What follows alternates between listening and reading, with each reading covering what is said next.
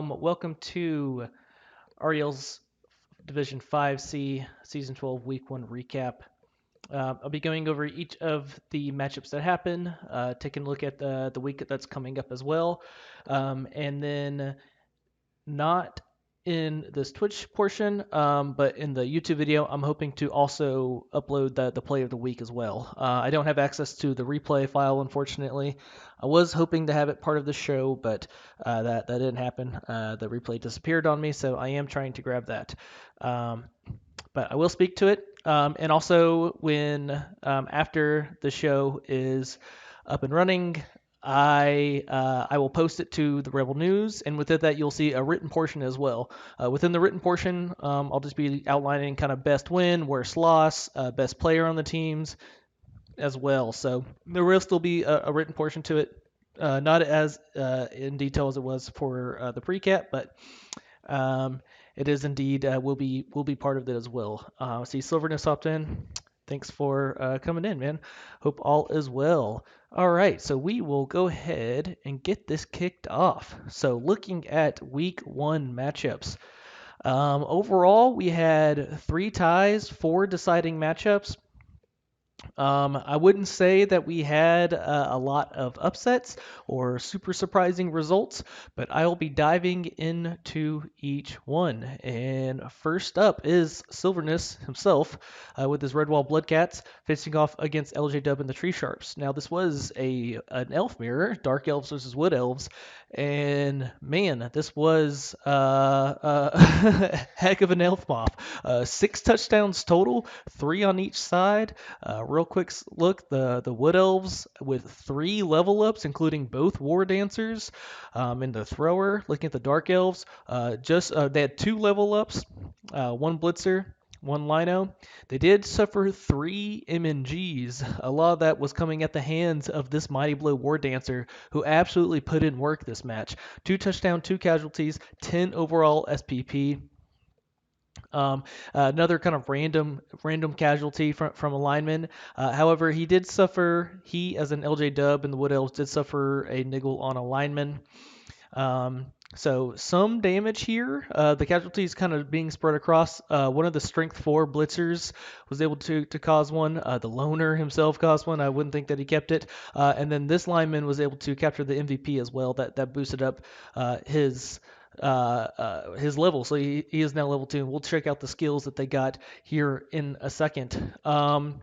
So because looking back at my predictions, because this was a draw, I don't predict draws. I always try to predict a winner for each one. So this was a bit of a wash as far as my prediction was concerned.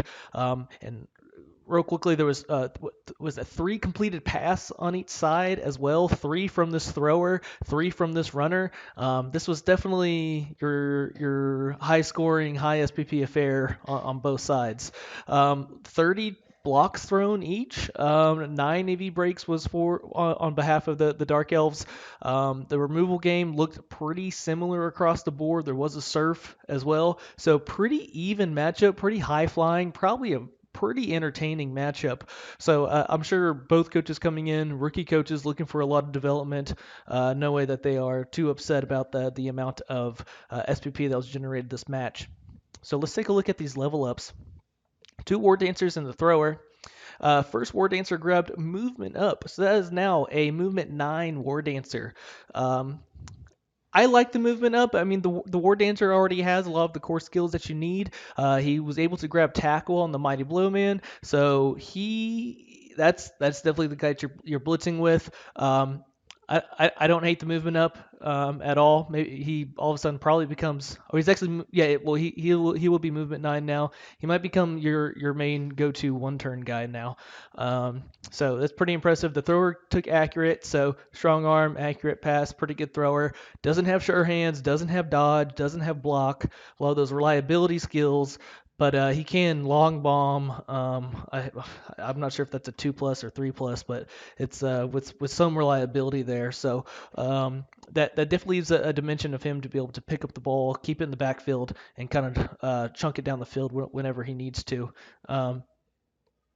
He is going to be missing 2 linemen, so 1, 2, 3, 4, 5, 6, 7, 8, 9, 10. Does not have a bench, does not have the cash for a bench. It may be like that for the entire season. Treeman still looking for some SPP. No casualty on the Treeman yet. Now, looking at Silverness and his Dark Elves, he does get his Strength 4 Blitzer back. The one Blitzer that leveled up took Dodge. So not only does he have his 2 Strength 4 Blitzers, albeit one is AV busted, but the lineman that leveled also received Strength ups. Doing a little bit of research yesterday, I think this division has like 6 Strength ups across the board between all teams, and 3 alone on this Dark Elf team. Pretty insane. Now, this is somewhat of a beat up team. He's going to be going into his next match with a Blitzer MNG, a Wrestler MNG, and another lineman. So he's going to have 1, 2, 3, 4, 5, 6, 7, 8 rostered players. I probably personally would fire this Niggle Lino, even though he does have a skill on him. It's just pretty unreliable to stay on the field with the Niggle. But 3 strength ups. Only 1 dodge, not a lot of reliability skills. Dark Elves take a little bit to get ramped up. So with this 3 strength, as great as it is, I think he still makes him a little bit further behind in development curve than most Dark Elves teams that are going to be sitting at 1400 TV. But long term, I think those were good calls. I probably would have done the same thing, taken the strength up on all of them. Long term, this team could be just an absolute nightmare to face. But as is, I don't think it makes his immediate games easier at all. Doesn't have really the cash, and he's doesn't have the bench either. He does have two cheerleaders and 2 assistants. I don't know if that's true or not in client. I'm not a big fan of those. I feel like that's a bit of a waste of TV, but it's really not that big of a deal either way. So yeah, pretty entertaining matchup. With the 3-3 draw. Next up, we had Betruxty, who let me know that I was pronouncing his name incorrectly in the precap, so hopefully I got it right this time. Betwixty faced off against Kazum, and we had a 2-2 draw between this Amazon and Dwarf matchup. I was able to catch a little bit of this matchup, and when I turned it on, it was about turn 12, and the Amazons were up 2-0. And the Dwarves put on a hell of a comeback at the end for the last 4 turns to pull out the 2-2 draw. The touchdowns came on the runner and the Strength 4 Blitzer, and Strength 4 Blitzer also got a casualty, allowing him to level up. So that's fantastic. That's immediately the best piece on the team. Some more casualties, 4 total. The cool thing about Dwarves is that you really don't care who the MVP falls on. Every player has strength access. Every player on your team is really viable or important to the team's success. So really good spread of SPP here. I think he was pretty fortunate to come away with the draw there at the end. Looking at the Amazons, took some bit of a beating. One of his Blodge Guard Blitzers is going to be MNG'd. Did see a death on a line woman who had wrestle. The other one was MNG'd. 2 touchdowns on the plus strength catcher. Like I said, this division loves their plus strength. And we did see a casualty and an MVP on the thrower to get her leveled up. So let's take a quick look at these level ups. For Betwixty, the Blitzer rolled a double and he took jump up. A bit of a surprise there, I think. If you really wanted to take the double, I figured you would have done dodge, just like the blocker here.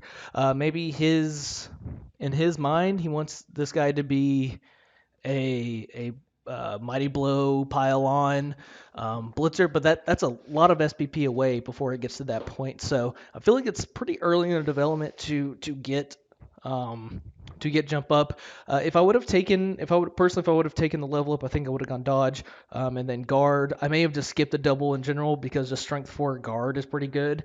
As far as if you do want to make this guy your killer, the jump up Palmer, he doesn't come with tackle like the other pieces do, or frenzy.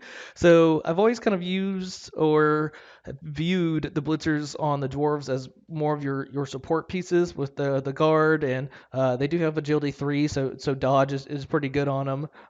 But I've never really viewed them as a killer. And jump up to me tells me that you're probably taking him in the line to be a killer. But so I mean, to each their own. He may have a plan in place for this blitzer. All I gotta say is he is a pretty monster piece right now. Even if you knock him down, he's liable to get into some annoying places. Looking at the thrower, she gets accurate. So now sure hands and accurate's pretty good. No block yet, but I don't hate the accurate. He does have a catcher, one of the best players on his team as a catcher. So um, I don't hate it. I'm not a huge fan of throwers in general, really on Amazon teams. I think their line the linos can do just as good of a job. But if you do want to thrower, you do want to open up the passing game, give yourself some additional options. Really helps with the two turns, right? So I can understand taking accurate there as well.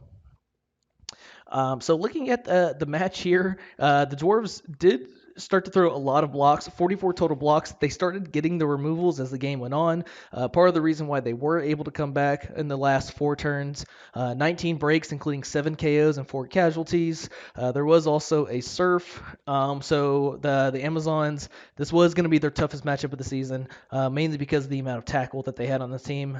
Block and tackle, it really is kind of a nightmare matchup. They almost pulled out the win. I will say that the play of the week did come from this matchup. I'm hoping to share it within the YouTube video or as well. So, but it was pretty insane play there at the end for the Dwarves to be able to pull out the draw. But yeah, pretty interesting match draw. I know the Amazons are probably disappointed with getting a draw there, but ultimately it was the worst matchup of the year for them, and getting a draw that is not awful. Next up, we have the Neapolitans versus the Broken Bone Battalion. So this is the first matchup that we had that had an actual decisive result. Going back to my predictions, I did predict the Pro Elves to come out on top of the Halflings, but the Halflings made it close. So I did say that I wanted to see this Halflings put some hurting on the Pro Elves, and that didn't quite happen.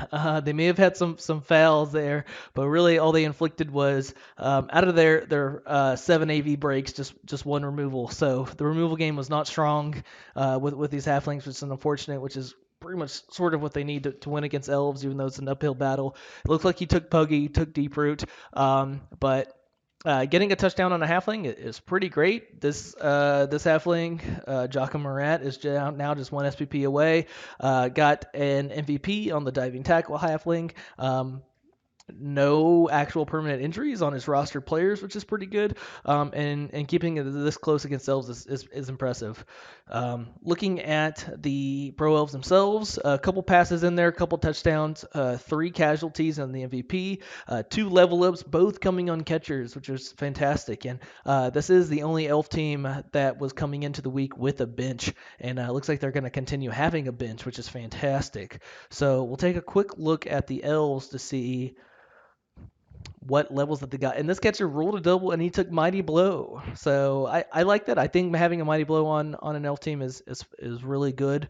Took it on the catcher. He is strength 3 as opposed to like the Wood Elf catchers, but that's excellent. He still is. You're still looking to need to get him block, probably tackle, dodge as well. But this is a pretty good start. That's a pretty great piece to come in. The catch actually likes to punch people, so maybe he should have been named the punch. Took Wrestle on the other one. Now has a Raj catcher, 2 Bloodstep blitzers. This team is starting to get pretty filthy. Let's see, 1, 2, 3, 4, 5, 6, 7, 8, 9, 10, 11, 12. Still just one bench. Does have the cash to get one more if he wants. He may be looking at trying to get maybe a 4th catcher as well. So this team is in very good shape, and should be causing a lot of damage within the division as well. And I will say I didn't even realize this. I believe Superbase may have qualified for the CCL playoffs. This most recent CCL playoffs. I was looking, I may get that wrong, but I did notate that he played quite a bit of games in CCL, and I think he may have qualified the CCL playoffs with Pro Elves. So this guy's coming in with a history of success in another league. So he's going to be a force to be reckoned with throughout. Next, we got Mickey D's All Days with a 2-1 victory over Sinfire, another elf off 2-1 victory for the Wood Elves here. Surprisingly, um, well, I guess maybe not so surprisingly, but the Wood Elves were able to generate a lot more blocks than the Pro Elves in this matchup. That generated 15 AV breaks. The removal games were strong for them, and that probably made it pretty tough for the Pro Elves to win this one. I will say that the Wood Elves are probably a bit more equipped to win this matchup as well. A lot more core skills. The Strength Up War Dancer with 2 touchdowns. The Guard War Dancer with a casualty. So the one War Dancer leveled up. One completion from a lineman leveled him up as well. MVP on the loner was unfortunate. I'm not sure if he was able to buy him or not. Looking at the Pro Elves, so they were able to get a touchdown on the Agility 5 blitzer, which is fantastic. No permanent injuries. The MVP also fell on their loner as well, so that's unfortunate. No level ups, but some good SPP there. Just looks like it was gonna be a tough matchup for them from the start. 3 total completions for between the both teams. Looking at the level ups here, this War Dancer grabbed Frenzy, so that's a pretty nice piece. Frenzy that can control a lot of the field. I was thinking maybe he would go tackle or strip ball, but with the frenzy that allows him to control the sidelines there. So I don't hate that pick at all. Got another guard lino as well. So that's now 2 guard on this team. Probably go ahead and fire the niggle lineman. But 1, 2, 3, 4, 5, 6, 7, 8, 9. 9 roster players, 80K. It could be an uphill battle through the rest of the season to try to get a bench, but the team is really good as is, even without a bench. And I did predict Mickey D's All Day to win that one as well. Next up, we got the Lizard Mirror with Queasy Phil versing off against Pars with a 2-1 victory. I got this one correct as well. I predicted Queasy Phil, who had just had the healthier Lizard team coming in, and he pulled out the 2-1 victory. He doubled up on the amount of possession, was able to throw more blocks, which led to more removals. AV breaks were about the same, but the removals definitely heavily favored. Quizzy Phil in the large scale riot. 2 casualties from the Croxagore, which is pretty fantastic. Glory Hammer was able to punch in a touchdown, which is Source touchdowns are always great.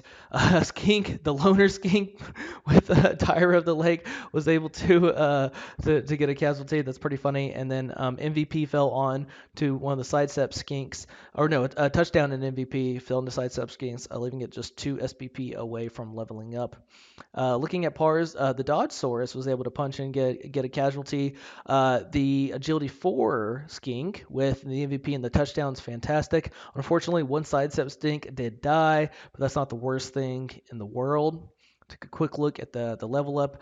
Just took block on the Saurus, so only 4 total skills on this team, but it's still Lizardman, right? I mean, that's pretty good. Getting that source touchdown is just crucial for getting them to win early. But that's even though there's only 4 total skills on the team, it's still a team that's not fun to face at all. See if Pars, last time I took, I don't believe he has taken his 2nd level on his skink yet. So hopefully it's something good. Maybe block, maybe sure hands. So we'll see what he gets on that. But that's definitely a freak piece there. Agility 4 Stunty can do so much.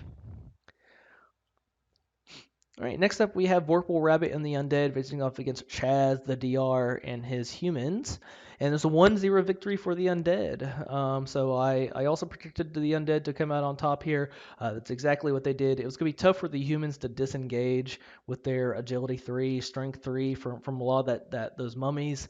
And the Undead just piled on the blocks. 58 blocks, almost doubled up the amount of blocks.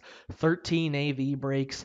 No permanent damage to the humans, which is pretty good, but no casualties inflicted. MVP on the catcher. Just the 5 SPP matchup. That's not exactly what you want to see. 4 total serfs from the Undead. So it looks like the humans may need to refine their game along the sidelines. Definitely can't be allowing 4 serfs in a matchup. could be lucky to only get away with just the 2 injuries, no perms.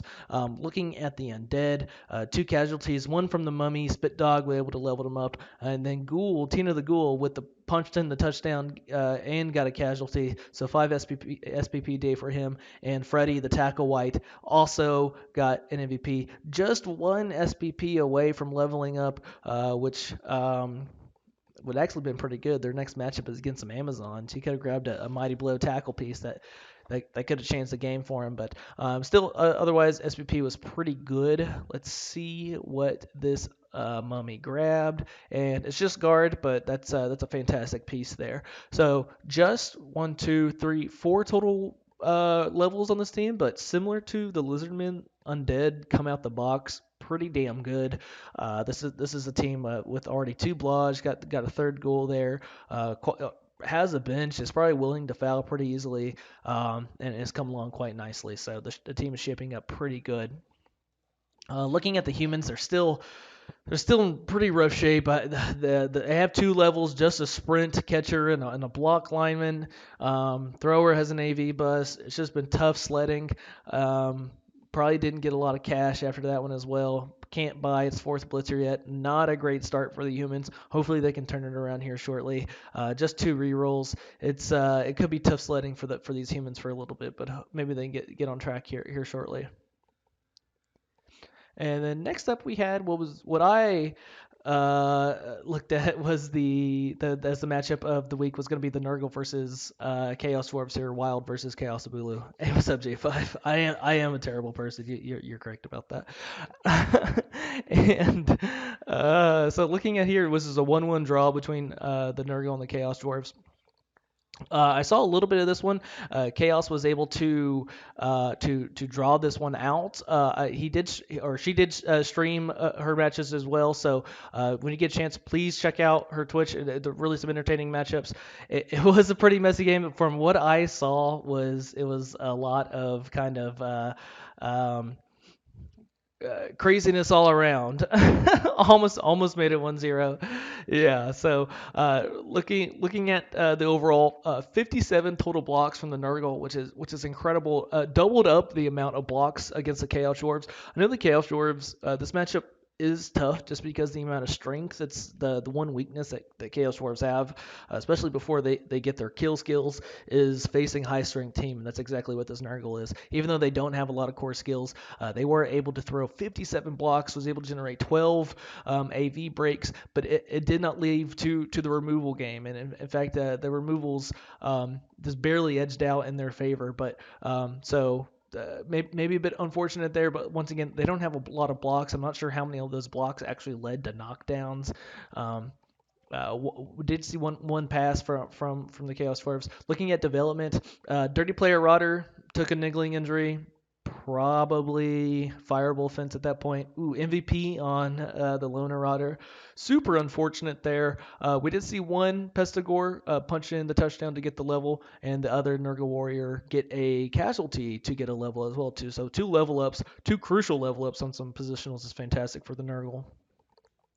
Next up, looking at the Chaos Dwarves. Unfortunately, first thing you see is an agility bust on a blocker. Not the worst injury in the world, but probably one you don't want to take, especially one that has 5 SPP. I think you keep it. Just a bit unfortunate. We did see a completion from a blocker to level up. That may have been a vanity pass. That's pretty fantastic. And the agility 4 Hob punched in the touchdown himself. So MVP on a Hobgoblin to level Gummy up, and 4 total level ups here. So let's take a quick look at what we got So we got Golgareth and Mother of Thousand Young. Oh no. Yeah, MNG. So yeah, Casamula is saying that the agility bus turned into after the Apo.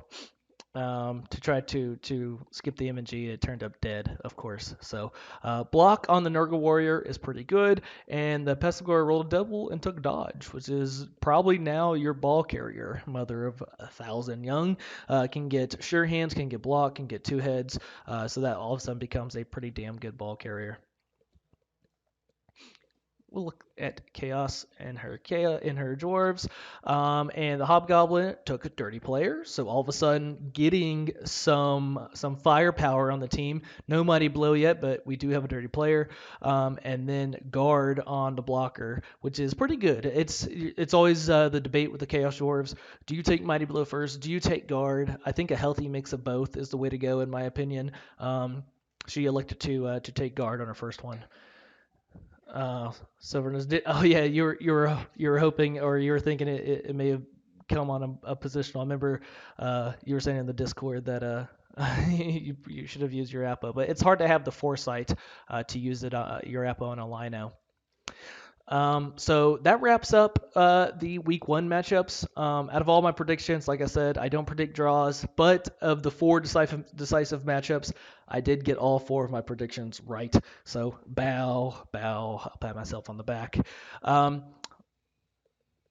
Looking ahead to week two, actually, I'll take a quick look at the standings first off. So just after 1 week, we do have the four teams that won. They've all won only by one touchdown, so not a lot separating them. We had tons of draws. One, two, three draws. So not a lot of separation here at all. But we will say that we have the two elves on top, Lizardman Undead. So nothing too surprising here. And really not a lot of takeaways here. I think one of the most impressive performances might have been the Halflings of just losing just by one against a really good Pro Elf team. So week two. Week two, first we have up is an Elf Mirror. So LJ Dub and the Tree Sharps facing off against REBBL Plays NFL Blitz. So LJ Dub gets the second straight Elf off here. He taken in his Wood Elves with the 1320 team value versus 1200 team value. Maybe the Pro Elves can get a Wizard here with 30k of their own cash, but they don't have a bench. Maybe you just keep the cash for maybe a potential bench after this matchup. Always a tough call there, whether you want to focus on getting a bench for future matchups or a Wizard to help you win now. Overall, in this one, I'm going to give the edge to the Tree Sharps and LJ Dub, mainly because of this Mighty Blow Tackle War Dancer. Another Mighty Blow Tree against a lot of AV7. Just the War Dancers are just such good pieces. I think the Pro Elves are going to have a hard time matching up with it, but maybe I can be proven wrong. But I'm leaning towards the Tree Sharps on this one. Next up, we have Super Base versus Pars. So Super Base and the Broken Bone Battalion coming in with a huge TV advantage. 240. I would almost assuredly think a Wizard's going to be coming out in this one and play for the Lizards. And Agility 4 Skink with a Wizard can be devastating. However, I'm going to be giving this one to the Pro Elves here. Did get the Mighty Blow on the catcher, although it doesn't have block. No tackle on this Lizard team, and you're facing a Raj catcher, some blodge step, movement up, dodge. Just a lot of core skills here. It's rough. Oh yeah, Sinfire coming with us saying facing a strength 4 War Dancer week 1, then a tackle Mighty Blow War Dancer week 2. That's awful. That's not fun. Who made these schedules? I think you have a beef on whoever made these schedules. So we'll see. The Lizards are going to have to get some knockdown. Obviously, AV7 can break at any point. A strong positional game. I believe the Lizards still don't have their third reroll. I think ultimately that this will be a tough one, even with the Wizard in hand. Next up, we have Vorpal Rabbit and the Undead taking off against the Kazum and his Amazon, Themyscira BB Club. I may be butchering that awfully, so if I am, I apologize. So coming into this one, the Amazon are going to have a 100 TV disadvantage against the Undead, and the Undead do have one tackle white, which gives them quite a bit of advantage. However, I'm going to be giving this one to the Amazons. I think Kazan played a heck of a game against a really tough opponent, the Dwarves. Without the amount of removals, I believe he probably should have came away with the win on that one. So I like the way the Kazum's been playing. Vorpal Rabbit is I predicted before the season that was going to be towards the bottom of the table, but started off with week one with a win. Maybe that's enough to get some momentum to actually make some noise in the division. I know he said that within Discord that a lot of times when he plays, he just plays for fun, and maybe him actually trying to come out and compete for wins can prove me wrong. But I'm gonna give this one to the Amazons, even though they are at a TV disadvantage. I just really like the strong play at a Kazum. Next up, we have Chaos of Blue facing off against Silverness. It looks like this one has already been scheduled. It looks like it will be a Friday night game, so Friday Night Lights. And this is going to be Chaos Warriors versus the Dark Elves. So, this is a Dark Elf team that has 3 strength ups, but not a lot of core skills, and they're going to be coming in with a 200 TV advantage. I do think this could be tough for the Chaos Dwarves. Believe it or not, they're actually going to be at a strength disadvantage with the strength. I think it's Friday. Today is, let me see. Oh, planned start match says the 22nd, so that's Thursday. But when I hover over this, it says 8:20 at 8:20. Oh, it's UTC. Okay. No, you're right. I read the 8:23 in UTC, but that's actually Thursday night in America. So yeah, I apologize. Didn't mean to get you mixed up there. So it's scheduled for Thursday night. The Dark Elves are actually going to be at a strength advantage versus the Scale Dwarf team, which is crazy. One blocker is going to be out, which favors the Dark Elves. But no bench for the Dark Elves. A lot of block, a lot of tackle, and even though the Dark Elves are at a 200 TV advantage, a lot of that is built into those strengths, those strength ups, which are fantastic.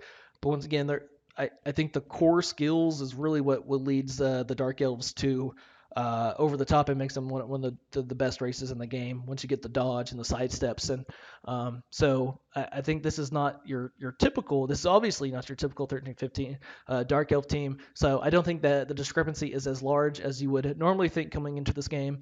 And I'm going to give the edge to Chaos Bulu with the advantage of so many REBBL matches under her belt. I think she comes out on top on this one, but it could be very close.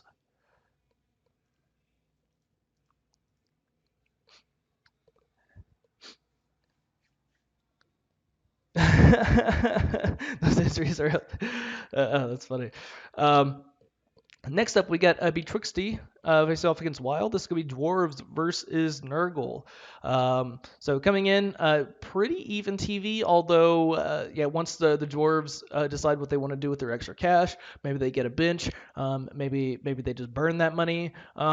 This could be an interesting matchup, right? So for the Nurgle, they're coming in with not a lot of core skills, almost 0 core skills, actually. And then for the Dwarves team, they come out the box with tons of core skills, tons of block, tons of tackle. That Pestigore that just got dodge. Well, damn, your first matchup is against Dwarves. However, the Nurgle just got done. We saw throwing twice as many blocks against a Chaos Dwarf team. So some really strong positioning out of Wild. Can he do it again against Betwixty and these Dwarves? I think it's tough. Coming in, the Dwarves were my favorite to win the division, but they didn't capitalize on a win over the Amazons, which could be unfortunate for them that they felt like they should have won, but there's also some luck involved for them to get the draw at all. So this is a tough one. I think looking back in my pre-cap, maybe I underestimated Wild's game. And when I the portion that I watched against Chaos Blue, Wild had some fantastic positioning. For the Dwarves, not a lot of guard, if any. I mean, do they have any guard? They have 2 guard pieces, which will help. Some Dauntless, which will help against the strength advantage. The Nurgle. Was able to get. They do have 3 rerolls, so this is tough. I'm gonna give this to. I'm leaning towards the Dwarves and the craft beer hipsters, but I wouldn't be surprised if Wild comes out on top. It's maybe some of the unreliability and the lack of core skills come back and bite the Nurgle in the butt. But um, uh, don't or I wouldn't be surprised if the Nurgle come out on top. Ah, wild. What's up? Oh, they just spoilers. I'm not gonna say the spoiler in the precap itself. Ah, interesting result though. So they did just get done playing. Next up, what we have is the Halflings versus the Humans.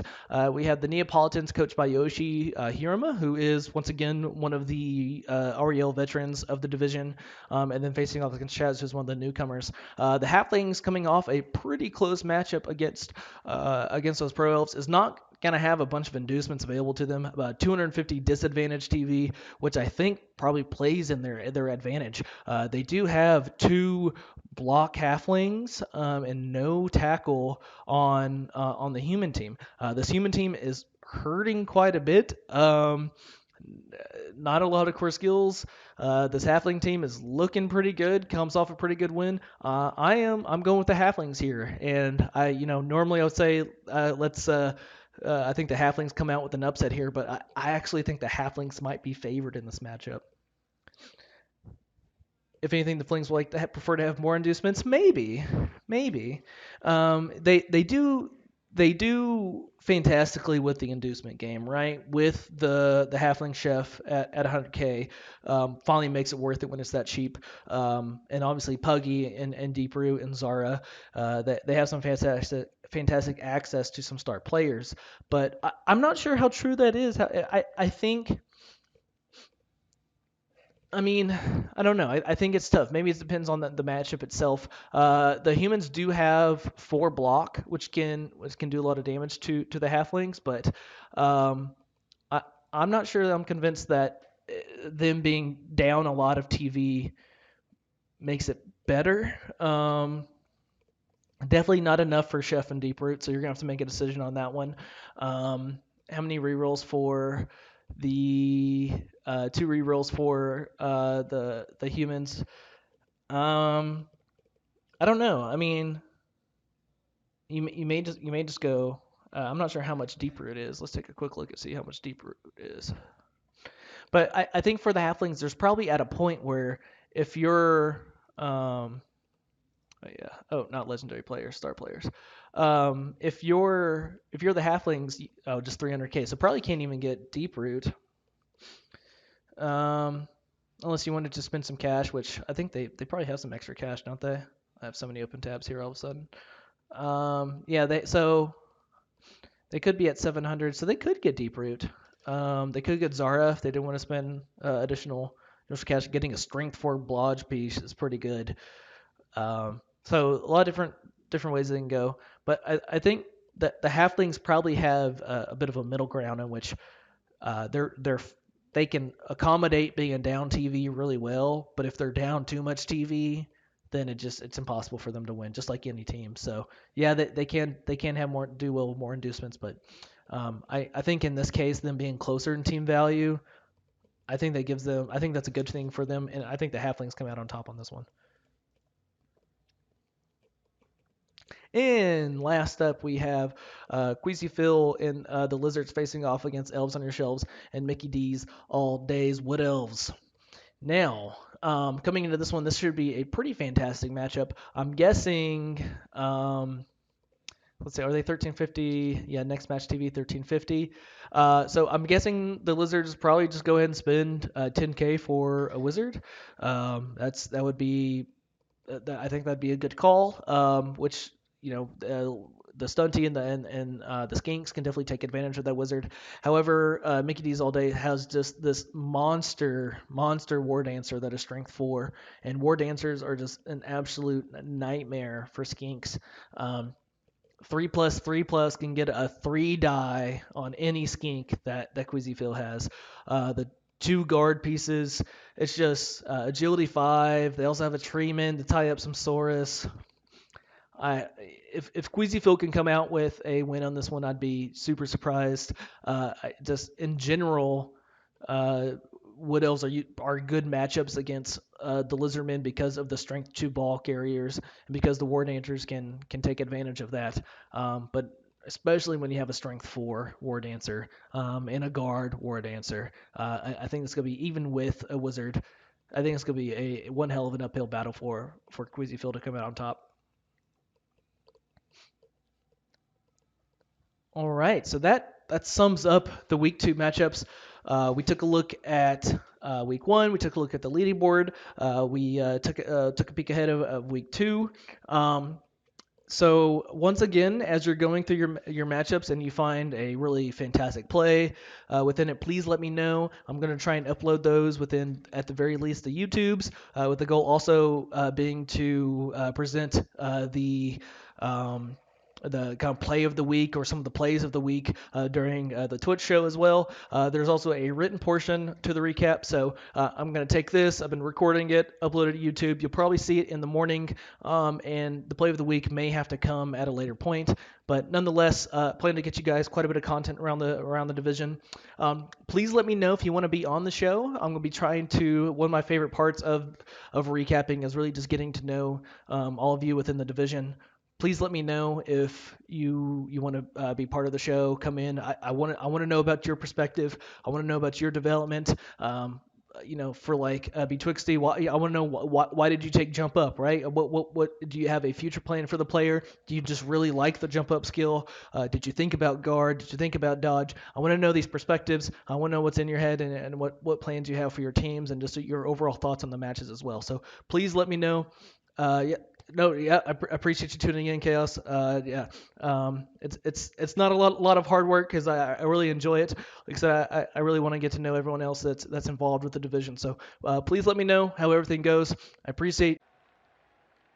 Here is your Week 1 REL 5C play of the week. We got the matchup between Betrixty and his Dwarves facing off against Kazums and his Amazon. And we take you all the way to turn 15. So if you listen to the recap, you know that the Dwarves ended up coming away with the 2-2 tie here. Exactly how did they do that? You can see the Amazons, quite a bit of removals against them. But ball on the strength 4, screened off, turn 15. Looks like a pretty sure win here. Let's see how the Dwarves pulled it off. So obviously, as turn 15, and if you are going for the draw here, you're going to need to get some scoring threats. 1 and 9 there.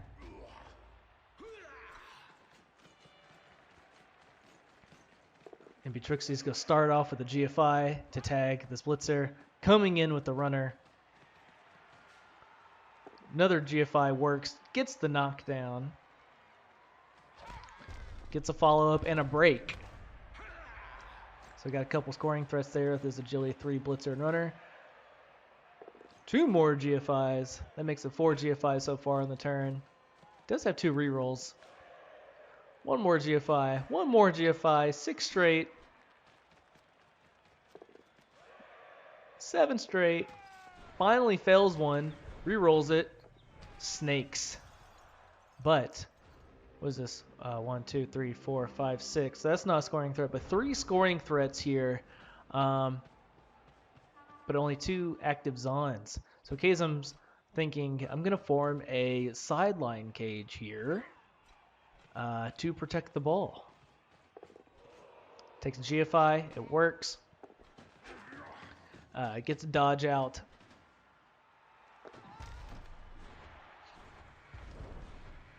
And gets 2 more GFIs and gets quite a bit of a screen here. And wouldn't you know it, hero of the hour, 6+ dodge, uphill serve by Belgium the Blitzer. See you later, strength 4. Goes to the sidelines. The fans with the perfect toss to Youngling. 3+ pickup. 2+ GFI, 2+ GFI, tie ball game. And that is how Betwixty and his Dwarves came up with the play of the week in a draw.